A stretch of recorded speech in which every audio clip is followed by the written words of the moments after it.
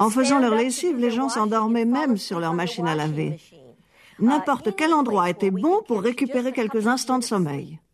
Au bout d'un moment, tout ce que vous souhaitiez, c'était en finir. Vous lui répondiez ce qu'il voulait entendre pour lui faire croire que vous aviez compris et enfin pouvoir aller dormir. Empêcher les adeptes de dormir est une technique efficace. Dans les laboratoires, comme ici à l'Université de Lyon en France, on étudie les effets du manque de sommeil sur les rats. Ils sont identiques à ceux observés chez l'homme et particulièrement intéressants dans le cadre d'une secte. Le premier signe après une nuit blanche est les troubles de l'humeur. Ensuite, il y a des signes comme la suggestibilité, c'est-à-dire on suggère quelque chose à quelqu'un et cette personne le fait alors qu'en temps normal, si elle dort bien, elle ne le ferait pas. Dans les camps de concentration, le réveil a lieu très tôt afin d'anéantir la combativité des gens. Ensuite, durant la journée, ils sont plus faciles à commander. Ils n'ont plus la force de se battre, de critiquer, de pouvoir juger. Donc, petit à petit, comme des zombies ou des soldats, ils finissent par obéir à ce qu'on leur dit.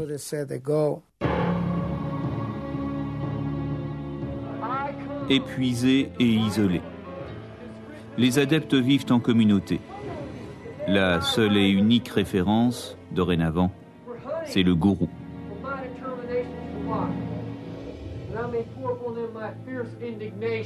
Tout ce qui vient de l'extérieur est pollué, contaminé. Un autre exemple, la nourriture. À l'ordre du temple solaire, l'hygiène tournait à la phobie du microbe. Les règles d'hygiène dans une cuisine sont très très nombreuses.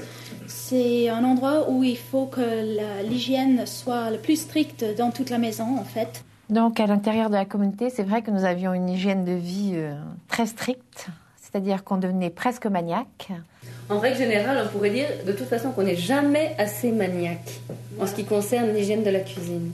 Tout à fait. Tous les aliments devaient être lavés à 7 reprises, parfois même à l'eau de javel. Alors bonjour Miki, vous nous préparez une bonne salade pour le souper? Oui. Il fallait laver tous les soirs le sol à l'eau de javel, donc tous les jours. Il fallait tout désinfecter pour ne pas prendre les énergies des autres, pour ne pas être contaminé par les énergies des autres, ne pas contaminer les autres par notre propre énergie, quoi. Ne pas mélanger les énergies. Le reste du monde est perçu comme l'enfer, là où règne la luxure, l'argent, la violence, la drogue, le mal.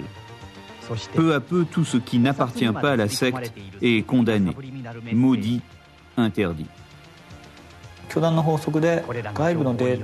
D'après le règlement de la secte, tout ce qui venait de l'extérieur était considéré comme extrêmement négatif pour pratiquer une véritable élévation spirituelle.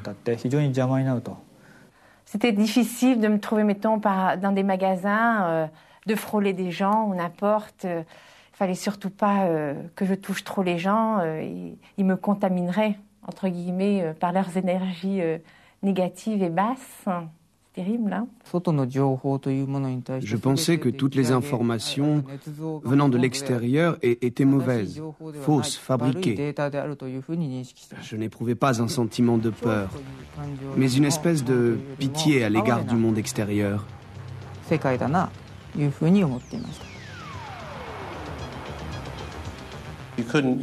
Vous ne pouviez pas téléphoner sans permission.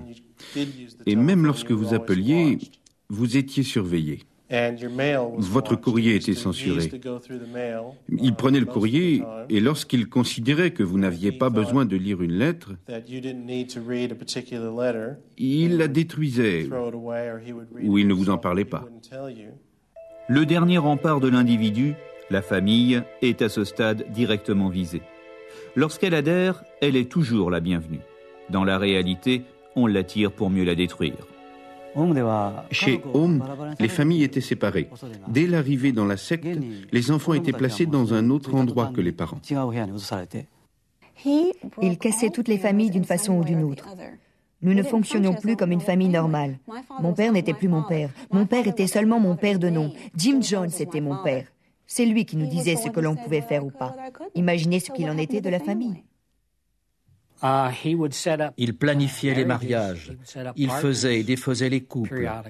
Il a essayé de me menacer avec ça. La même nuit où il m'a battu, il m'a accusé de toutes sortes de choses et m'a dit « Je vais te mettre avec elle », en désignant une femme afro-américaine qui avait des problèmes.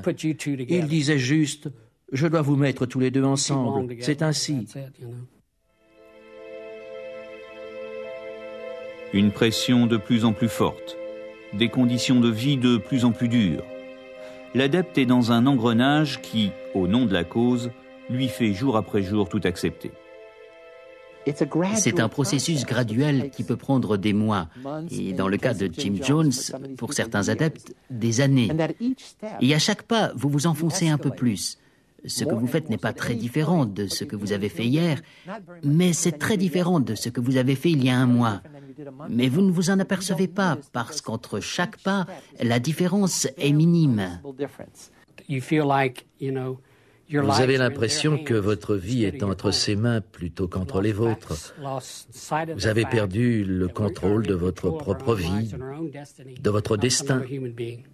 Dans des expériences qui ont été menées en laboratoire, on s'est rendu compte qu'un individu qui est soumis à une pression permanente pendant quelques jours ou quelques semaines n'a aucune capacité de résistance. C'est-à-dire que lorsqu'on prive un individu de sommeil, d'alimentation, lorsqu'on modifie ses règles de fonctionnement au niveau sexuel, relationnel, lorsqu'on le soumet à un travail forcé, lorsqu'on le conditionne intellectuellement, la résistance maximale d'un individu, c'est 1 mois et demi, 2 mois.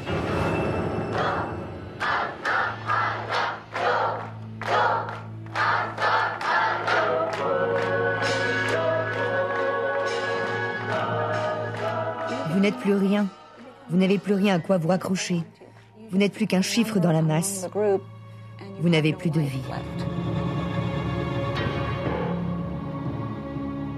L'adepte a tout renié. Il ne reste rien du passé. Il est devenu une autre personne.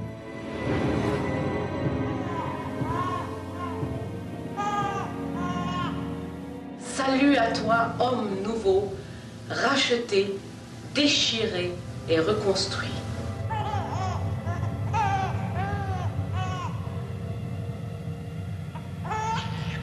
L'homme nouveau,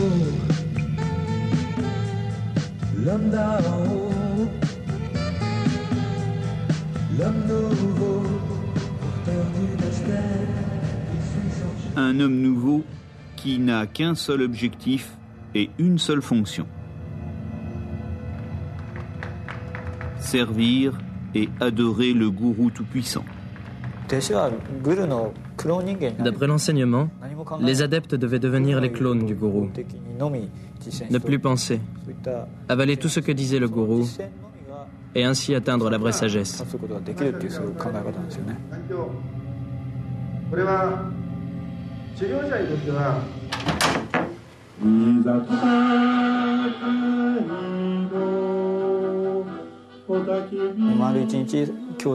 Parfois, on devait regarder durant des journées entières des cassettes vidéo sur l'enseignement d'Asahara. On nous mettait dans une espèce de cellule. C'était des cellules individuelles avec un téléviseur. On était enfermés à clé et on devait passer des jours et des jours à regarder la télé, sans même pouvoir éteindre le son.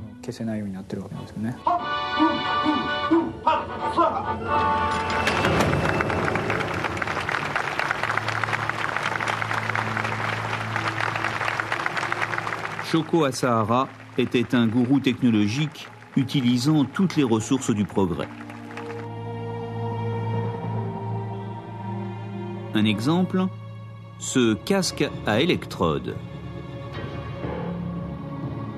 Officiellement, il devait permettre aux adeptes d'être en phase avec la divine pensée du gourou. J'ai porté ce casque.